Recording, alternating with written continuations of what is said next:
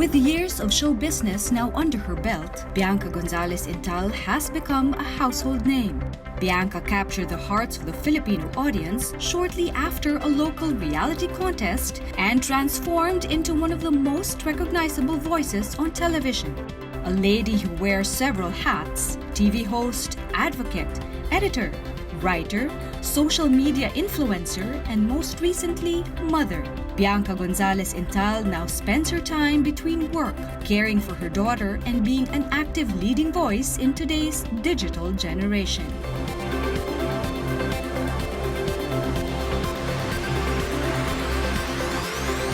Bianca Gonzalez-Intal, welcome to Leading Women. Thank you very much. Very happy to finally be a guest on your show. We're honored to have you for our Mother's Day special. Happy Mother's Day. Thank you. I still can't believe sometimes when I hear I'm a mom, because in my head parang I'm 25 years old, 27 years old. So, why don't you believe sometimes that you're a mom? You've been a mom, a very doting mom to Lucia for 2.5 years yes, now. around 2.5 years. Di naman sa don't believe. It's like when I work kasi, I don't bring my daughter. Only because I feel like if I'm at work, I need to be 100% at work. And if I bring her and know she's in the other room, iisipin ko, kumain na ba siya? Natulog ba siya? Okay lang ba siya? I won't be able to concentrate. So for me, it's either I'm 100% at home or 100% at work. When I say na parang sometimes I can't believe, yung at night, and I think about, oh, I want to travel here, or before sleeping, you're reminiscing some things, and ay, oo nga pala, I can't just like take my backpack and go on a trip because I have a daughter. Parang ibang-iba na yung priorities. And I still feel like I'm 27. Parang I can't believe I'm in the category na mom of one. You mentioned that you weren't doing well, or it's scary to be a parent. It's so scary, so scary. It's fun! So scary though. Maybe because it's my first, and maybe because she's just a baby, a toddler, but I really find it so scary. What are you scared of the A most? lot. What are your fears A about lot. being a parent? Siguro first is how to teach them patience, how to teach them how to wait, how to teach her that she will have to work hard and that things take time, because now everything to them is one click, your favorite video. My daughter is only 2.5 years old, but the very limited screen time she has, alam niya mag-skip ad. Alam mo yun? So everything to them now comes so instant. And she's not the only one. I think so many other toddlers know how to skip ad, choose the video they want. Yeah. So parang how do you teach them na dito instant, but not everything in life is. What do you like most about motherhood? Now is a masarap stage. The toddler stage is so masarap because they can show you na their affection and that they love you. So that for me is the pinakamasarap. The hugs. Or like the other day, she said, I'm so happy. May ganun na siya. So things like that, the little things talaga. Being a first-time mom brings new challenges, and Bianca believes that social media could also impose unsought pressure to mothers. Seeing various mommy-related posts online, Bianca sometimes wondered if she's raising her daughter in the best way she can. I know you bring Lucia for pasyal. Yes, you bring her to the park, you do Every day. grocery. She has her own grocery cart, you know. Yes. So you balance everything so well. No, really? Yeah, that's what we see. That's But what people see. we yeah. also see your emotional side. We also see when you're frustrated, when you're sad, when you feel bad about certain situations. And did you plan it to be this way? Are you conscious about giving us everything? I think motherhood kasi is so universal. So even if I keep on talking about it, it's not necessarily I'm divulging so many details, but it's just feelings, because so many other moms can relate to feelings. About sharing the emotional side, when I became a first-time mom, I was so shocked. Kasi pregnancy, I aced it. Parang feeling ko, I passed with flying colors. I found it easy. And then the first 2 months of being a new mom, I was just, my word is traumatized talaga, because I had no idea it was that hard. Like, of course, you say motherhood is the toughest job, but before I was like, okay, it's the toughest job. I had no idea. Newborn stage is really, yun nga, for me, the word is traumatizing, because I didn't know that you literally don't sleep.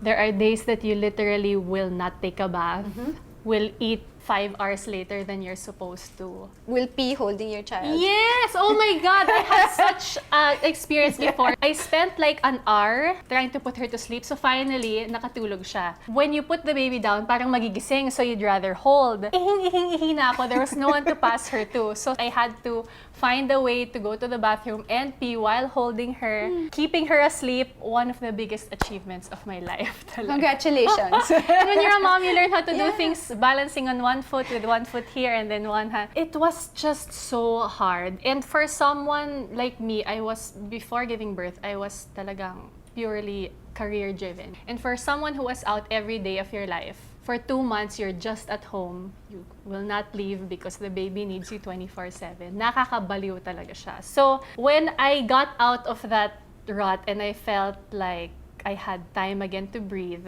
I made sure that every time I would post, it wouldn't be just the happy moments. It would also be this ugly, dark, difficult side. I felt like naloko ako. All the other motherhood posts I see of newborn, greatest feeling in the world, or parang all my pagod goes away when I look at you. And yeah, it is the greatest feeling in the world. And yes, nakakawala naman ng pagod when you look at them, but pagod ka talaga. So I just really felt like it was so magazine Pinterest-like when I'd look at my social media feed of moms who gave birth a few months before me. Parang the lighting was always so nice, the baby was always so calm, but in reality, haggard ka, your baby's crying, you don't know why, sasabayan mo na lang siyang umiyak. So, it is the biggest blessing in the world, but it also comes with such a price.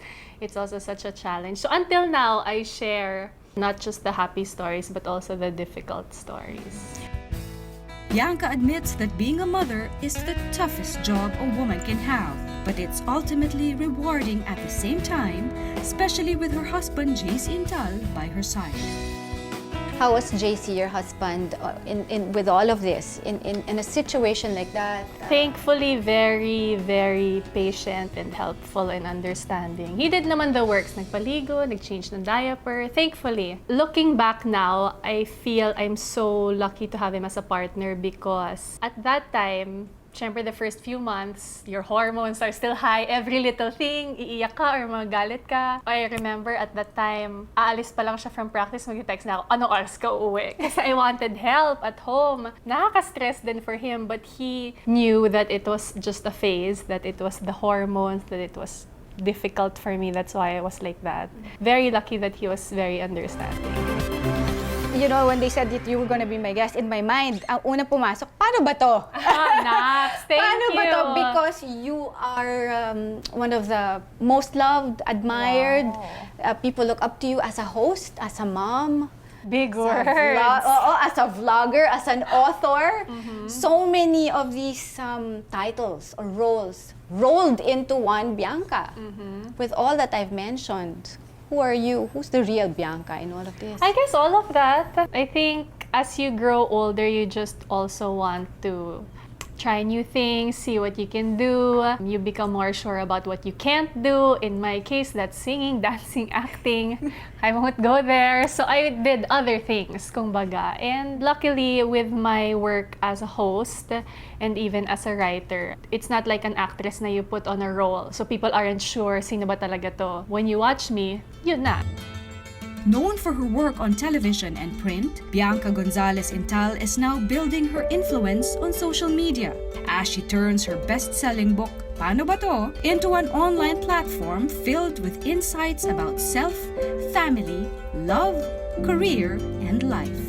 You started vlogging, writing, and expressing more of yourself in a different form, in different media. Yes. Paano ba to? So, paano ba nag-umpisa? Paano Ba To is the title of a book I wrote in 2014. Finally, before I got married, I ticked that off my bucket list. It's basically a how-to guide for young adults in their teens, 20s, 30s about different life issues. So, family, friends, love, career, money, purpose, self, ganyan. YouTube is something I have always wanted to get into, but I didn't know what kind of content I could offer. A lot of the biggest Pinoy YouTube stars kasi do travel, or fashion, or beauty. Or comedy. Or comedy. I wasn't heavily into that. I don't travel as much as I'd like to because nga I have a daughter na and I have work here. I'm not so much into beauty and to fashion. Hindi naman din ako funny. So parang I had so many parameters na I can't do this, can't.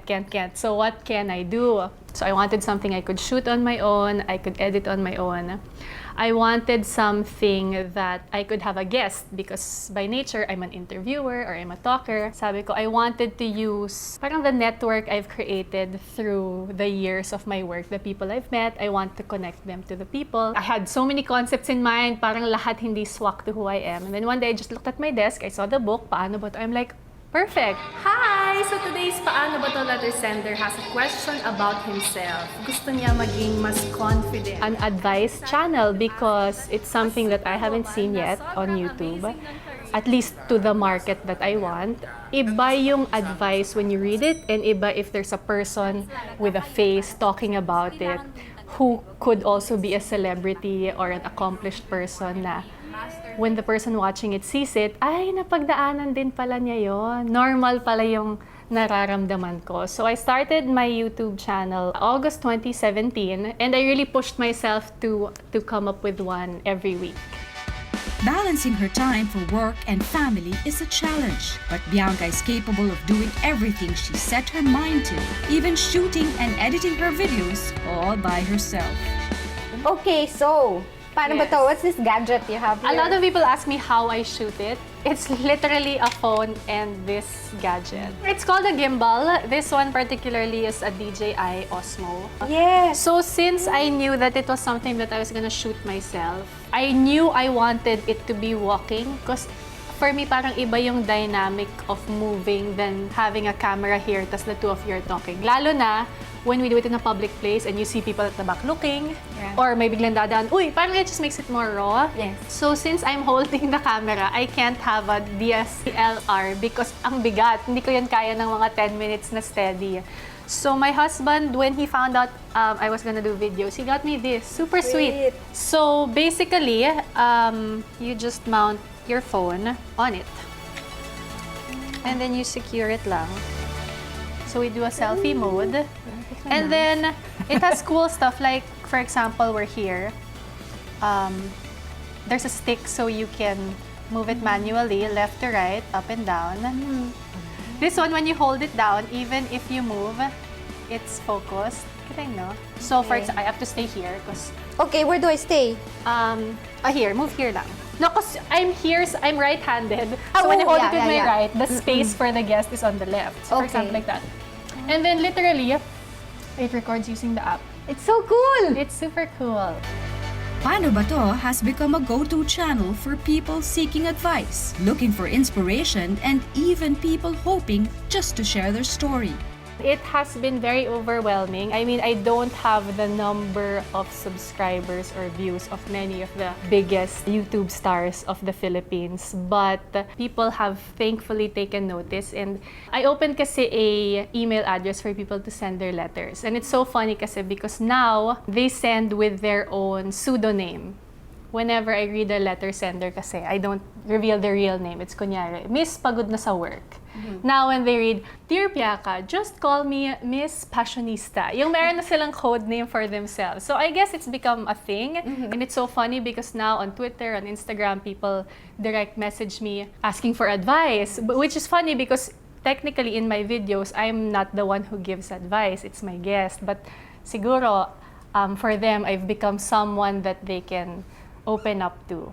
Very fulfilling in the sense that some people also email just to say thank you. Some people email already knowing that their problem might not be chosen, but the very fact that they were able to tell someone helps a lot. Ang dami kong deep dark secrets dun sa inbox ko, as in. But that's good because they trust you with their deepest I and darkest know, secrets. which I don't know their what life. They trust you Yun, with their life. I don't know what I did to deserve that, but I guess sometimes it really helps to just tell someone who doesn't know you, has no judgment of you, and yung nilabas lang niya, and someone listens. That's it. a That's why big they help. trust you. I mean, Yeah. you mentioned that I don't know why, they share all these things with me. It's because they trust you. It's been very fun. It's been very tough, but it's been a lot of fun because I learned so much also from the people who give advice. And even if it's not my problem, oh, no.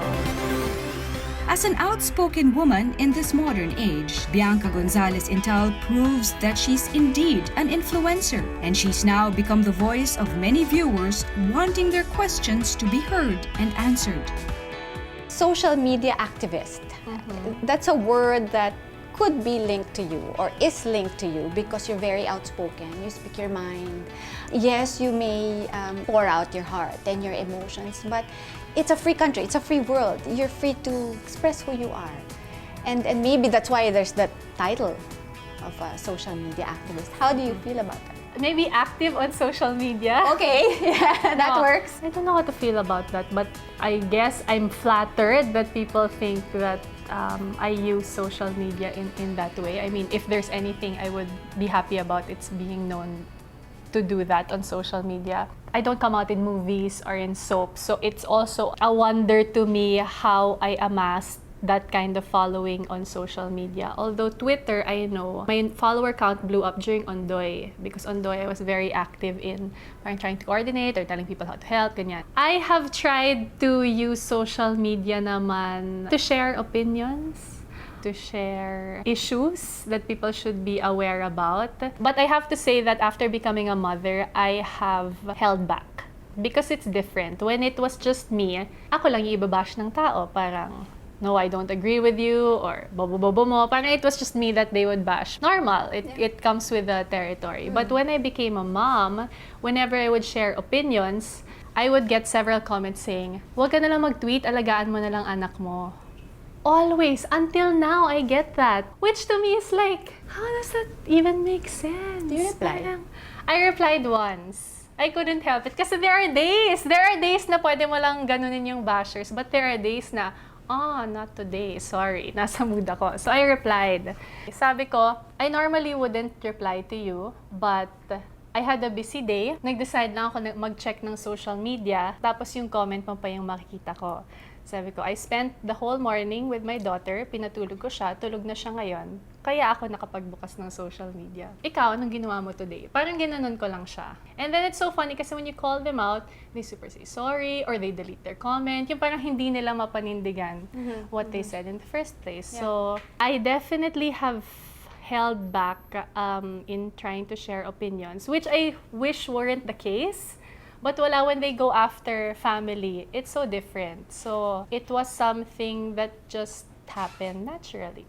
Has it ever made you want to leave No naman. social media No, or like... it did nothing to that point. Because trivia about me, I don't delete comments and I don't block bashers. Parang for me, bashers keep the balance. Siyempre, over the top na yung threatening your family, making mura. Siyempre yon, no questions across the board, mali yon. But those who just bash you na parang itim-itim mo or like nakakainis yung pananalita mo, mga ganon, that's just normal. And for me, hindi naman pwede lahat na mag-comment sa'yo maganda, puri about you. Siyempre, the panlalait comments and the bad comments will also keep you grounded, will also make you look back, ay baka nga may nasabi akong sentence na medyo nakakairita yung the way I said it. With advice on various relatable topics on Bianca's YouTube channel, what kind of guidance could she personally offer to her fellow moms out there? Your vlog, you invite your friends to give advice. How about you, Bianca, your advice to moms, new moms? You were so open and so honest with what you went through, what you're going through, and not a lot of people can do that. Actually, it's so refreshing to share the sad stories also because when other moms comment, ang dami ding nakaka-relate pala. I wish other moms would also share the hard times kasi it makes other moms feel nga na, hindi lang pala ako. Some friends naman parang ang effortless maging mom. Like they were born to be moms. They're just naturally maternal. Ako kasi I wasn't. Parang I really struggled through it. So I would advise new moms to even have a chat group with other moms who gave birth around the same time kasi that was so helpful to me. Lastly, my advice to them would be, you can ask for as much advice that you want, but at the end of the day, it's what feels right for you that you should follow. Kasi what worked for me is I'd ask advice from this group or this group. I'd weigh, ano ba kaya yung tama para sa akin and for my child, and at the end of the day, you will make the decision because every child is different. Not because nagsasalita na tong isang to at 1.5 years old, yung sa'yo hindi pa, doesn't mean you did anything wrong. So every child is different, and every mom is different. One time that, siguro first few months of being a mom, I posted one of the tough days, and one of my followers commented, and that comment really has stuck with me ever since, and I go back to it all the time.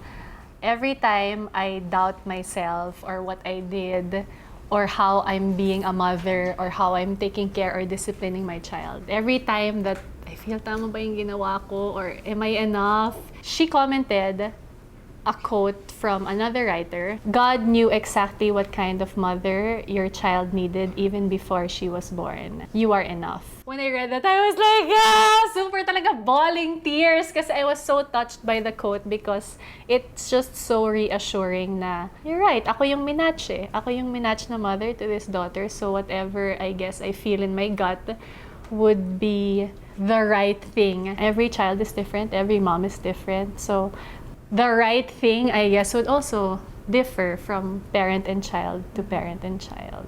And the right guest for Mother's Day is you. Nax! I'm so feeling now of all the Thank you, wonderful thank you. mothers you can guest. You Thank guested you very me. much. Thank and you. we look forward to more vlogs, more posts, more of the real Bianca on social media, and off cam, of course. What is a leading woman? For me kasi, a leader is someone who does things with others in mind. Lalo na now that I am a parent, it's so important for me that what I do, I know would help others or be beneficial to others, or would make this world somehow, in any little way, a better place.